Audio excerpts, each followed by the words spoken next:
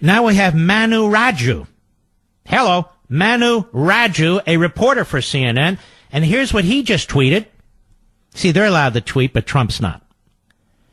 On call organized by Pelosi, Nadler said firing of Sessions was a crisis moment, along with Schiff and Cummings.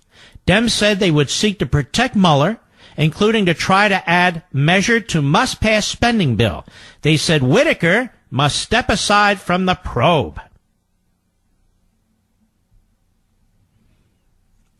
A crisis moment? In West Virginia, I know many of you didn't vote for Manchin, but those of you who did say, hey, the good guy, he's a moderate, we've known him a long, long time, Joe's pretty good. Well, he was on CBS this morning with Norah O'Donnell, and he says we're on the verge of a constitutional crisis. Do you hear that, West Virginia? Manchin says one thing in West Virginia and another thing in Washington, D.C. Cut 2, go.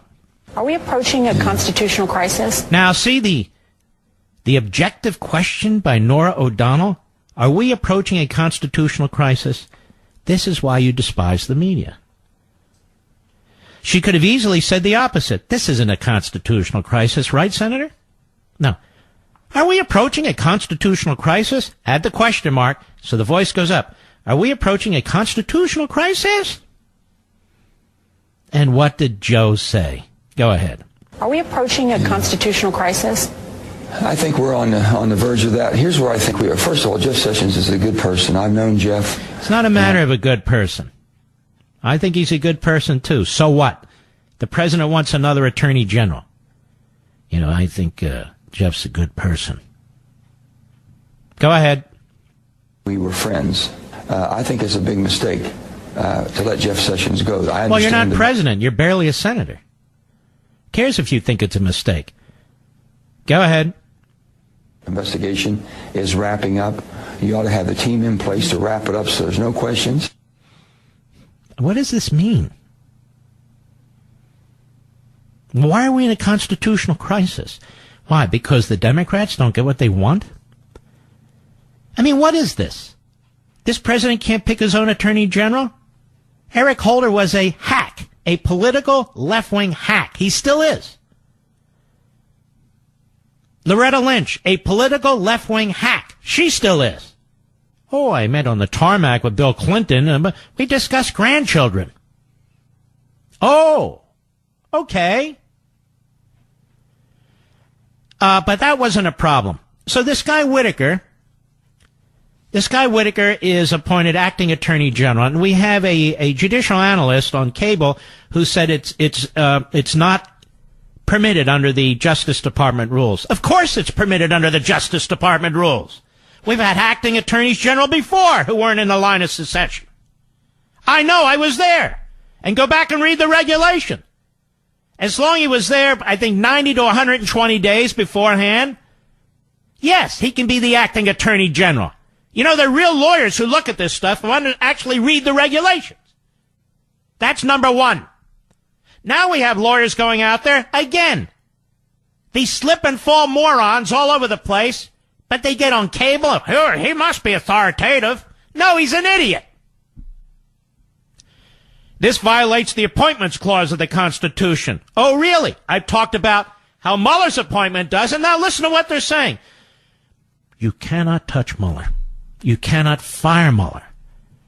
Mueller is immune from the normal processes of checks and balances. And so if you go into court and say, hey, that's why he has to be nominated by a president and confirmed by the Senate. No, he's just a regular employee. He's inferior. No, don't worry about it. That's not true. What are you, crackpot? But the acting attorney general was on CNN once, twice. He made a comment. I know, because it's been played all over cable. He made a comment suggesting that, perhaps what an attorney general might do is not really get rid of Mueller, but cut his budget. He wasn't even saying it should happen. He was speculating. Hey, he must disqualify himself. That guy, he's no good. He must recuse himself. Recuse himself from what? If he's the acting attorney general, Mueller reports to him. The deputy attorney general, now that guy's conflicted up the wazoo. He wrote a memo recommending that Comey should be fired. He cites former attorneys general, former deputy attorneys general, former United States attorneys. We read his memo on the air.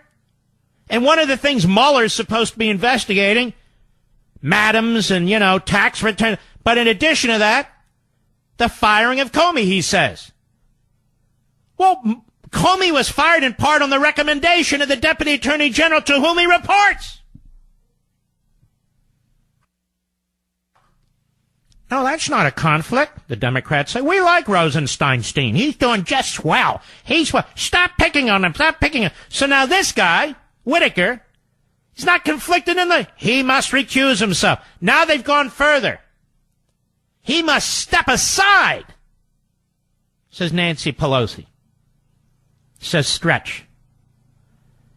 And by the way, she's due for one of those facelifts. Just saying, no offense, just some friendly advice. But anyway, now they're going to say it's a constitutional crisis. And they were going on and they were saying, it's a constitutional crisis like the Saturday Night Massacre during Watergate. Well, do you know what happened during the Saturday Night Massacre, quote unquote, during Watergate? Notice there's never a Saturday Night Massacre when it comes to the Democrats. It's the Republicans. Nixon ordered his attorney general to fire Archibald Cox, the special counsel. He refused. He resigned. Then Nixon ordered his deputy attorney general. He refused. He resigned. Then Nixon ordered the next in line, who was Bob Bork, the Solicitor General of the United States. And Bork said, look, I don't necessarily agree with this, but he's the president. I'm the acting attorney general, and I got to do what he said. So he fired him. And that, by the way, is the reason that Kennedy and the rest of them kept him off the Supreme Court. Just so happened, Archibald Cox was a longtime friend of the Kennedy family. Oh, yeah, it's true. And by the way, you know who Ben Nelson in Florida, you know who his lawyer is, the Democrat? Mark Elias. Oh, yeah. Mark Elias, the pass-through for the money from the Hillary Clinton campaign and the DNC to Fusion GPS. That guy is Nelson's lawyer. Just thought you'd want to know. But anyway, we're in a constitutional crisis. Why? Trump hasn't ordered anyone to be fired in the Mueller probe. He hasn't cut one penny from the Mueller probe. He has nothing to do with the Mueller probe. No, you don't. We want it to be a constitutional crisis, right, Fake Tapper? Come on. I'll be right back. Well, we've had a lot going on, haven't we? Now, let's listen to Lawrence Tribe. Lawrence Tribe has gotten dumber and dumber as the years have gone on. Well, you don't understand. He's a Harvard law professor. He was, as I said, dumber and dumber. And, of course, MSLSD drags him on. Katie Tur. Talk about dumb. Count one, go. You said today, or yesterday, I believe, that the appointment of Whitaker is illegal. Why do you believe that? The fundamental reason is that the U.S. Constitution, in Article 2, Section 2, Clause 2... Now, stop. Now, I want you to listen to this, because I've talked about this article with respect to Mueller. So stick with me. I'll explain it again to the professor. Go ahead. Makes it absolutely clear that a principal officer of the United States, that is somebody who exercises enough power so that he's answerable only to the president, cannot be appointed just by the president, even if Congress were to authorize it. All right, let's stop, because he drones on, and I refuse to be a pupil in this dummy's class. This is a temporary appointment. He's the acting attorney general. We have acting officials at senior levels who are principal officials all the time. How else would it work? You have people who need to get background checks, and then the Senate has to schedule time to hold hearings, and then the Senate needs to vote. If the Senate slow walks it, you still need to fill the positions. And that's why under Department of Justice regulations, An acting position is okay if it's somebody who's been there, I'm trying to remember, from 90 days or 120 days, and they can fill the slot. And there's a certain period of time where they can fill the slot. It's a temporary position. He's the acting Attorney General. Now, Tribe would be right if the facts were totally different. That is, if the president said, I'm appointing an Attorney General of the United States and I'm not submitting his name to the Senate for confirmation, that would be unconstitutional. But if he's saying, Mr. Attorney General, I need your letter of resignation, he gives his letter of resignation, and he says, all right, you, Whitaker, you're his chief of staff, I'm going to be the acting Attorney General. Okay, I'll be the acting Attorney General. That is perfectly constitutional, perfectly legal, and it has happened many times in the cabinet. Many times. But apparently, Mr. Tribe has been living in a bubble so long in Cambridge, he hasn't noticed. No, he's just a hack, in my humble opinion. Then there's Richard Blumenthal. He purports to be a senator from Connecticut. And of course, this isn't a drama queen, this guy. No. He never overstates the case. No. Cut 3, go. It is a break the glass moment, an attack on our democracy. Shut up, you idiot. Now let's see who else. We got Stephen Cohen, a loser from Tennessee. Cut 4, go. Whitaker is obviously a hatchet man. Okay, shut up. Another hatchet man. But of course, Eric Holder. Now there was a class act. There was a guy above the fray. Above the fray. When Bill Clinton wanted to hand out pardons like lollipops, or in his case, like condoms, yes, there was Eric Holder. Okay, Mark Rich, you get one. Who else? Who else wants one? Then we have somebody named Jim Himes, Himes. Now, they're all going to sound alike, these parrots. Cut 5, go.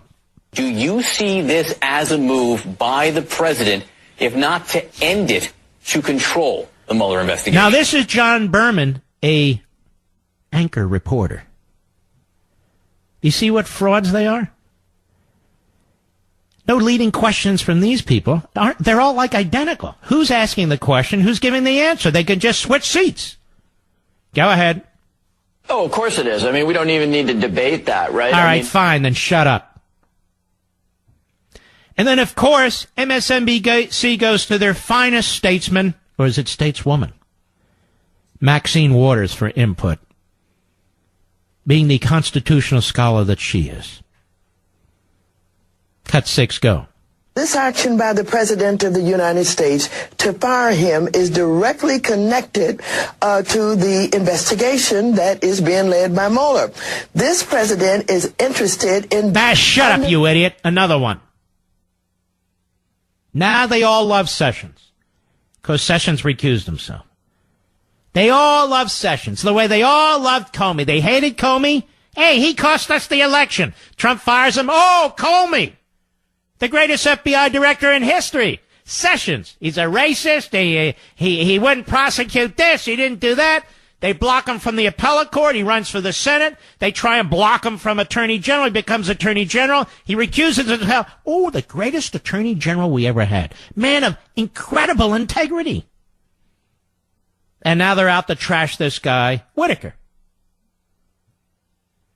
Now, they didn't have any problem with their hack friend, Holder, or their hack friend, Loretta Lynch, or all their hack friends. All you Republicans who voted for Democrats, you know what I say to you? Go to hell. And I mean it. Well, look, I didn't agree with him on it. Shut up. Look what you've given us. Then there's this guy, Eric Swalwell. Eric Swalwell. He's very concerned. Cut 7, go. What recourse do you and Congress have if, in fact, Matthew Whitaker begins to carry... isn't that great? This is the Morning Schmo Show. Now, come on. What recourse do you have? Can you impeach the I word, indict the other I word, what about it? Go ahead. Some of the things he's talked about as a pundit now as the acting attorney general. Well, we have a hell of a lot more resources and recourse than we did on Monday. We've won the majority. All right, shut up. Let's see. What else do we... Oh. I want you to listen to this sick man. How hateful this guy Joe Scarborough is. With his bulbous nose and his tiny little eyes that are close together. But apparently Mika finds it attractive. Mika of the Brzezinski family. Long line of...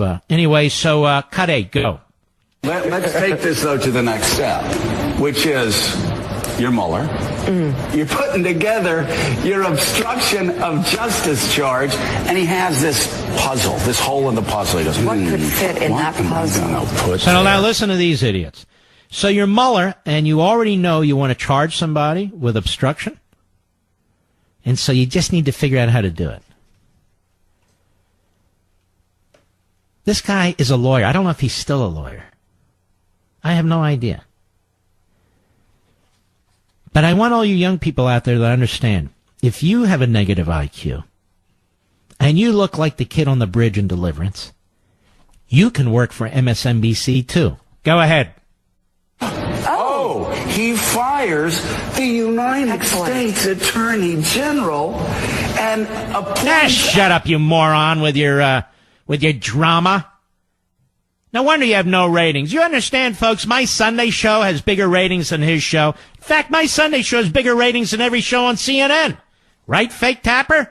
That guy gets millions of dollars to get no ratings. I've told you many times before, there was a story out. That's the favorite show of the generals in North Korea. They find Joe Scarborough very attractive. Not so much Mika. Joe. They like Joe. Now we have Ari Melber on the Morning Joe. Ari Melber, whoever that is, if that is your name, asking a question to Eric Swalwell. Listen to this one. Cut 9, go. My question to Congressman Swalwell is, are we seeing a kind of a gangster mentality at the White House and trying to control the DOJ? Well, that's quite a question. It's the same thing Fake Tapper did the other night. See, they repeat each other like parrots. Now let's go to a thoroughly unstable anchor, another one, Larry O'Donnell, a.k.a. Lawrence O'Donnell, a.k.a. Get out of my ear! Who is that? Stop the banging! Remember him? Cut 10, go. And if Donald Trump's newly installed political hack of an acting attorney general takes there you go. There you go. Breathless. Breathless, like a phony phone call. And unfortunately, Major Garrett jumps in because he's on with Stephen Colbert, who is kind of Spock. Doesn't he look like Spock? With the funny ears and all the rest. Anyway, Major Garrett of CBS News used to actually write for the Washington Times. And he would contact me from time to time. Yes, it's about Jim Acosta. So let's play it anyway. Go. Peter Alexander stood up for Acosta. Was that the right thing to do? Should reporters do that for each other? No. They shouldn't. Should reporters stand up for each other? Yes, really? Yes. Shouldn't they? Right or wrong? Circle the wagons. Go ahead. And for himself. Look, that's another thing that's completely different in the Trump Why do they talk so fast? Are they all hyped up on something? It's another thing completely different in the Trump era. What would that be, Major? And Major, I'm going to demote you to a private if you keep this up. Let's call him Private Garrett. What do you think of that, Mr. Producer? Private Garrett, go ahead. Historically, it's all one man, one woman for him, herself. You do your thing, I'll do my thing. I'm just going to try to be as competitive as I can in that environment, get my question, get my answer, and that's it. Now, because there is a collective sense that the president is not play acting with his attacks on the media and maybe means it. Oh, shut up, Private. Well, I mean, you sound so dumb. You don't even know the history of journalism. As I mentioned last week on Fox, the Sedition Act, passed by the Whigs and enforced by the second president of the United States, John Adams, where he actually imprisoned journalists. They didn't call them journalists back then, you know. They weren't so professional as they are today, ladies and gentlemen. Abraham Lincoln, people think he was a pretty good president. And he issued an executive order ordering one of his generals to close several newspapers in New York that were pro-Democrat, pro-Confederacy, locked up the editors and the journalists because they printed a phony presidential proclamation. Almost 300 newspapers were shut down during the Lincoln presidency, and of course he withheld habeas corpus. Let's go to Woodrow Wilson, a favorite of the progressives. We even have bridges named after him, all kinds of stuff named after him. Look at that, the Wilson Bridge. Anyway, he had his own Sedition Act. They amended the Espionage Act of 1917 with the Sedition Act of 1918, which was a variety of amendments. He not only locked up some journalists who disagree with him, he locked up people who disagree with him in World War I. And not only that, he set up an entire system, a propaganda system. Then we have Franklin Delano Roosevelt, who threatened publishers repeatedly.